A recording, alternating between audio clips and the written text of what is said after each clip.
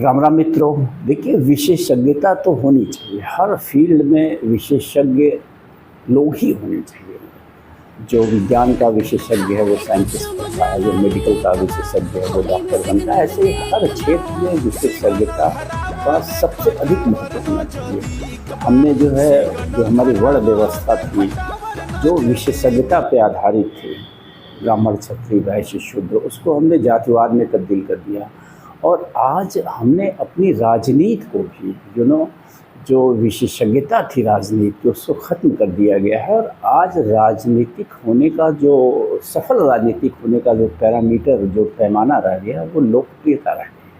आप कुख्यात हों, विख्यात हों, इन दोनों में से कोई एक होने चाहिए। अब चाहे आप कुख्यात हों चाहे विख्यात हों, आप राजनीति में आ सकते हैं और ये देश की जनता आपका स्वागत करेगी, देश की संसद आपका स्वागत करेगी, देश की विधानसभाएं आपका स्वागत करेंगी और आप इस देश के लिए कानून बनाएंगे कि ये देश कैसे चले। तो मित्रों, मेरा कहने का तात्पर्य ये है कि जब पढ़ा लिखा बौद्धिक तबका, जिसके पास सोच सकने की क्षमता है, वो भी धर्म, जाति और व्यक्तिगत लाभ हानि के नाम पे किसी राजनीतिक दल विशेष का सदस्य हो जाएगा, उसका गुलाम हो जाएगा मानसिक रूप से। और पढ़े लिखे लोग जो हैं वो जब राजनीति को अछूत समझ के उससे दूर हो जाएंगे, तो फिर तैयार रहिए कि ऐसे लोग आप पे शासन करेंगे। आज हर क्षेत्र की विशेषज्ञता होती है। मैंने कहा, आप अगर फिल्म मेकर हैं, आप एक्टर हैं, आप डॉक्टर हैं, आप इंजीनियर हैं, तो बेहतर है कि आप जो अपनी योग्यता का भरपूर योगदान उसी क्षेत्र विशेष में करिए। वही आपकी आवश्यकता है। किसी फिल्म स्टार की राजनीति में आने की क्या ज़रूरत है, मैं आज तक नहीं समझ पाया। किसी डॉक्टर इंजीनियर को राजनीति में आने की क्या ज़रूरत है, मैं आज तक नहीं समझ पाया। तो कुल मिला के कहने का तात्पर्य ये है कि ये हमने ये परिभाषा, जो पैरामीटर बदला है राजनीति में आने का, लोकप्रिय आप विख्यात हों या कुख्यात हों, आप किसी भी तरह से लोकप्रिय हों, डजंट मैटर कि आपकी लोकप्रियता का कारण अपराध जगत में रहने की वजह से है, फिल्म जगत में रहने की वजह से है, या फिर वट एवर रीज़न में भी आपको इस देश की राजनीति में आसानी से सफलता मिल जाएगी। तो ये देखिए, ये दृश्य मैंने वीडियो होली में सिग्नल धरावा देखो टावर नजदीक बा, सिग्नल धरावा देखो टावर नजदीक। हमारे सांसद जी हमारे जनपद आजमगढ़ के लोग बड़े गौरव से कहते हैं, यहाँ ये बुद्धिजीवियों का जनपद रहा है, ये कवियों साहित्यकारों का जनपद रहा है। तो क्या आज हमारे पास कोई और नहीं रह गया है? मुझे याद है जब हमारे सांसद जी ये पहली बार टिकट लेके आए थे लखनऊ से, तो आजमगढ़ में इनके स्वागत के लिए भव्य भीड़ जुटी थी। उसमें पढ़े लिखे प्रोफेसर, डॉक्टर्स इनके स्वागत के लिए आकुल और व्याकुल दिख रहे थे।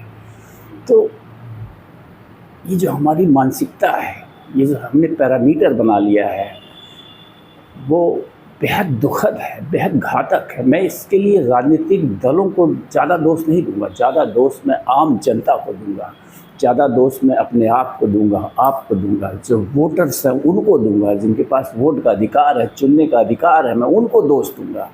ये हमारे आपके दोष का दुष्परिणाम है। हम आप जो जाति और धर्म और व्यक्तिगत लाभ हानि के नाम पे बट गए हैं और अपने इस कीमती मताधिकार का मताधिकार है, ये मतदान नहीं है। दान शब्द का इस्तेमाल करना बंद करिए आप लोग, इसे मताधिकार कहिए। इस अधिकार को जब आप दान स्वरूप जिस किसी को भी दे देते हैं, तो फिर तो यही होगा ना। तो कुल मिला के मेरा यही फिर इस वीडियो का अंत में वहीं से करूंगा कि हमें एक जागरूक मतदाता बनने की ज़रूरत है। इलेक्टोरल बॉन्ड का खुलासा आपने देखा सुना होगा। षड्यंत्र, मतलब इतना बड़ा स्कैम ये राजनीतिक दल कर रहे हैं, इतना बड़ा भ्रष्टाचार ये राजनीतिक दल कर रहे हैं, सब कर रहे हैं। मैंने वीडियो पर डाली है ना कि हमाम में सब नंगे हैं, इस हमाम में सब नंगे हैं, सब इतने ही भ्रष्टाचारी है। कोई किसी की तरफ उंगली उठाने की स्थिति में नहीं है। अगर भाजपा ने खूब सारा चंदा पाया है तो कांग्रेस ने भी पाया है भरपूर चंदा, तो टीएमसी ने भी पाया है भरपूर चंदा, तो बीआरएस ने भी पाया है भरपूर चंदा और अन्य दलों ने भी पाया है भरपूर चंदा।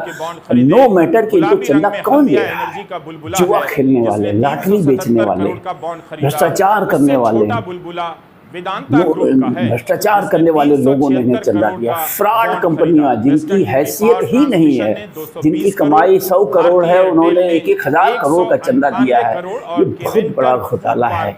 ये तो सिर्फ एक नंबर वाला है, जैसा कि मैं कहता हूँ इसमें ब्लैक में भी कितना घोटाला है आप अंदाजा नहीं लगा सकते हैं। ये राजनेता देश को बेच देंगे अगर ये राजनीतिक व्यवस्था यूं ही कायम रही, यूं ही हम और आप जाति और धर्म के नाम पे बटे रहे, तो आप विश्वास करिए कि आने वाले दशकों में ये देश को बेच देंगे।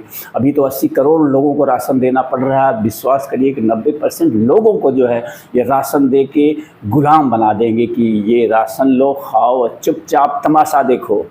तो ऐसी स्थिति में क्यों देश को ले जाना चाहते हैं आप लोग? भाइयों मित्रों, आग्रह है बदलिए अपने आप को। जाति धर्म और व्यक्तिगत लाभ हानि से ऊपर उठकर अपने मताधिकार का सही इस्तेमाल करिए और सही लोगों को संसद और विधानसभाओं में भेजिए। वही एकमात्र रास्ता है देश में बदलाव का, अन्यथा ये सब कुछ होता रहेगा। एक व्यक्ति जो है लंबे लंबे भाषण दे के कहता रहेगा कि मैं देश को भ्रष्टाचार मुक्त करूंगा, इलेक्टोरल बॉन्ड के नाम पे घनघोर भ्रष्टाचार करता रहेगा और आप जो है जय जयकार भी करते रहेंगे उसका। तो अब तो सुधरो, अपनी आने वाली पीढ़ियों की तो सोचो। टुकड़ों में बढ़ जाएगा देश, भिखमंगे हो जाएगा पूरा देश। ये जो कुछ दिख रहा है ना, ये सिर्फ चंद प्रतिशत लोगों के हाथ में है। आम आदमी को क्या मिल रहा है इससे? ये जो विकास का नया पैरामीटर गढ़ा जा रहा है, उससे आप कितने लाभान्वित हो रहे हैं इसकी भी सोचिए। आपकी आने वाली पीढ़ियां कितनी लाभान्वित होंगी इसकी भी सोचिए। या फिर अडानी अंबानी और चंद मुट्ठी भर व्यवसायियों के हाथ में गुलाम बनाना चाहते हैं आप अपने बच्चों को भी? जागिए, सोचिए, विचार करिए।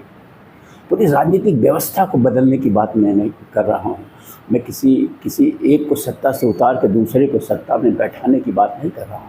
दिखाने के समाज में सब नंगे हैं, सब के सब नंगे हैं। पूरी व्यवस्था में बदलाव की सोचना पड़ेगा और वो बदलाव सिर्फ और सिर्फ तभी आ सकता है जब अपने मताधिकार का सही इस्तेमाल करना सीख पाएंगे। आज के लिए बस इतना ही। धन्यवाद, फिर मिलेंगे।